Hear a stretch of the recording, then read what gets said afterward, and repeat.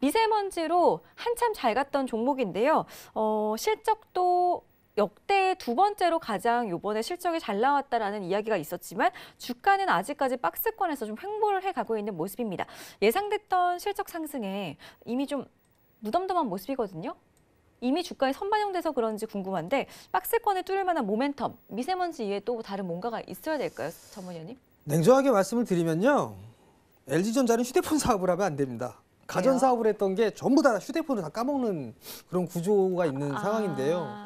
사실 이게 LG전자가 조금 아쉬운 부분들이 좀 이렇게 뒤처진다? 뭐 이렇게 좀 느리다라고 좀 표현을 해야 될 것 같아요. 가전은 정말 잘 만들어요. 저희 집도 가전은 다 LG전자입니다. LG전자고. 근데 휴대폰은 전부 다 삼성이거든요. 그게 좀 문제가 아닌가라고 좀 판단이 돼요. 그러고 보니까 제 주변에도 그런 것 그렇죠. 같아요. 그러니까 TV라든가 이런 부분도 정말 잘 나왔어요.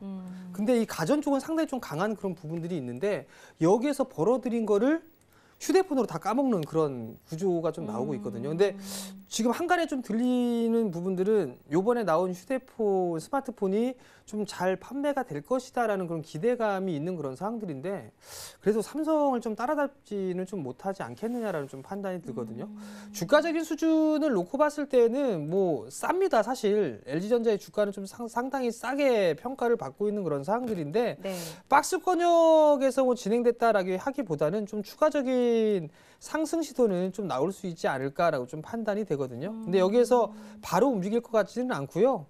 7만 원대 초반까지는 다시 한번 밀려주지 않을까라고 좀 판단이 되거든요. 한 7만 2천 원 정도 대, 이 정도 대에서 뭐 이중바닥형의 모습을 만들고 난 다음에 다시 한번 뭐 8만 원짜리 대를 넘어서는 뭐 그러한 주가 흐름들이 좀 나오지 않을까라고 좀 판단이 되니까 그 부분도 좀 참고를 하시면 좋을 것 같고요.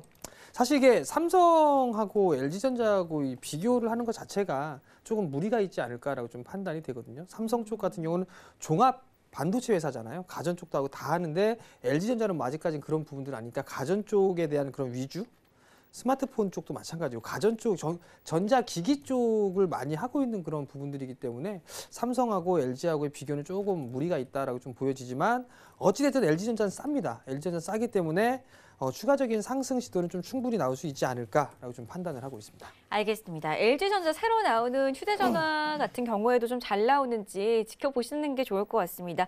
매수 관점으로 보고 계신 분들은 일단은 오늘 종가는 76,400원 선에서 마감이 됐는데요. 72,000원 정도까지는 밀림이 나올 수가 있다고 하니까요. 72,000원까지 밀렸을 때 다시 한번 좀 잡아보자라는 의견 참고를 하시기 바라겠습니다. 자, 그렇다면 미세먼지 관련주들. 미세먼지 관련주로 인해서 지금 중국에서 또 황사가 또 야단이거든요. 네. LG전자를 미세먼지 관련주로 그럼 묶어서 보지 말고 아예 그냥 이렇게 나눠서 볼까요? 나눠서 보는 게 좋겠죠. 미세먼지가 막 이렇게 막 얘기가 나왔다고 해서 주가는 관련주들은 좀 많이 올랐단 말이에요. 크린앤사이언스들이나 뭐 이런 기업들 상당히 좀 많이 올랐는데 LG전자는 올라봤자 뭐 얼마 오르지도 않았거든요. 그리고 개인 투자자분들이 LG전자를 테마주로 생각하시는 분들은 없을 거예요. 그렇기 때문에 같이 묶어서 보시는 것보다는 떨어뜨려서 보시는 게 훨씬 더 낫다. 뭐 그렇게 좀 말씀드리고 싶습니다. 알겠습니다. 그 공기청정기 그런 것 때문에 테마주를 보고 계신 분들도 있으셨을 거란 말이죠. 하지만 LG전자 미세먼지 관련주로 보지 말고 따로 살펴보자라고 말씀을 해주셨으니까요. 참고하시기를 바라겠습니다. 자, 우리 이성배 전문위원께서는 그렇다면은 LG전자 마찬가지로 미세먼지 테마주로 보면 안 되는 걸까요? 네, 일단은 저 역시 같은 생각을 하고 있고요. 지금 이제 뭐 이슈에 대한 이 문장을 보게 되면은 우리가 이제 뭐 LG전자 같은 경우는 이제 미세먼지에 관련해서 최근에 이 가전 사업 부분에 분명 실적에 보탬이 된 부분은 맞습니다. 하지만은 뭐 미세먼지에도 뭐 LG전자가 박스권이다. 이거는 뭐 사실 당연한 부분인 것 같습니다. 이제 앞에서 뭐 정재영 위원님께서도 말씀해 주셨지만은 이 LG전자 같은 경우는 이제 MC 사업 부분에서의 이 실적이 계속해서 주가의 발목을 잡는 요인이죠. 이제 이번에 이제 1분기만 한다 하더라도 이제 2,200억 원 가량의 이제 적자폭을 예상을 하고 있고요. 그나마 이제 뭐 지난 4분기보다는 좀 더 나은 적자를 하고 있지만은 그런다 하더라도 이 MC 사업본부의 이 부채 규모는 계속해서 늘어나고 있는 이런 추세가 분명 맞습니다.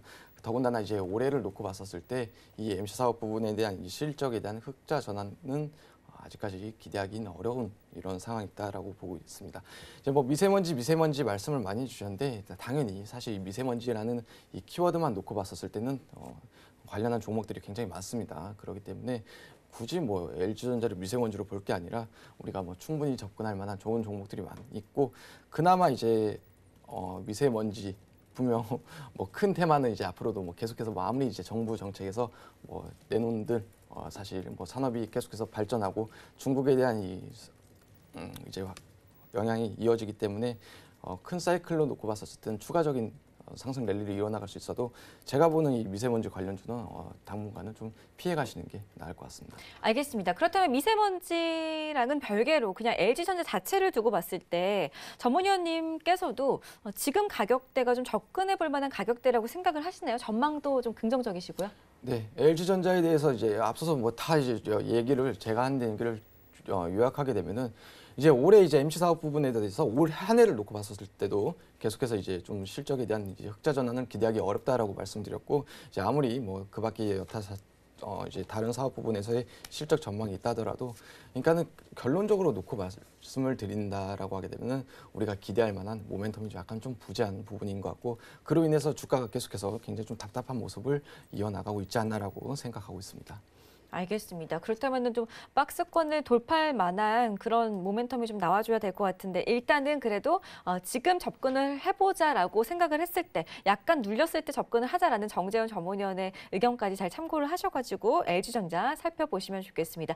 LG전자 그렇다면 지금 박스권이잖아요. 그러면 지금 접근했을 때 박스권 하단에서 매수 들어가는 건 좀 어떻게 보시나요? 근데 우리가 LG전자를 낼 때는 아무래도 이 시총 상위 종목이다 보니까는 지수에 관련돼서 지수 민감 종목으로 연계해서 놓고 봤었을 때는 이제 앞서서 이제 정전 위원님도 그렇고 저도 그렇고 뭐 지수가 이제 어디까지 올라갈 거다라고 긍정적으로 이제 얘기했었을 때는 우리가 그런 부분에 서로 놓고 봤었을 때 앞으로 시장 상승에 대해서는 뭐 박스 하단뿐만이 아니고 현 주가에서도 뭐 충분히 메리트가 있는 이런 밸류에이션과 가격대는 분명 맞다라고 생각은 하고 있습니다.